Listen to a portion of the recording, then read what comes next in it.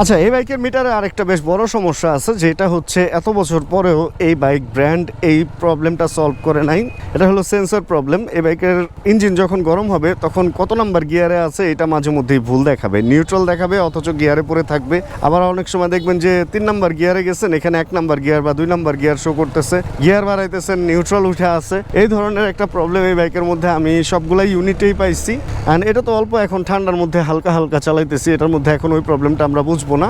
But এখনো পর্যন্ত আমি নতুন ইউনিটগুলোতেও এই প্রবলেমটা পাইছি যে এই বাইক মিটার একটু উল্টাপাল্টা, গিয়ারটা উল্টাপাল্টা ইন্ডিকেট করে। আর আরেকটা জিনিস এখানে আমি প্রবলেম পাইছিলাম এই বাইকে, এর আগে যে ইউনিটগুলো আসছিল শুনছি ওইগুলাতে হচ্ছে স্পিড নাকি বেশি দেখাইতো, মানে ধরেন 120-এ চলতেছে 130-35 দেখায় ফেলতো। বাট এই নতুন যেই এই এফআই কানেক্টিং যে ব্যাপার সহ আসলো, এটাতে যেন কি ভার্সন বলে, ওয়াই কানেক্ট ভার্সন যে আসলো, এগুলাতে আবার এগুলার মিটার একটু কম দেখায়। আমি পাশাপাশি রেখে দেখছি, দুইটা বাইকই ধরেন একটা বাইক 100-তে চলতেছে আর এটা দেখাবে 8 কম, মানে এটা দেখাবে 92।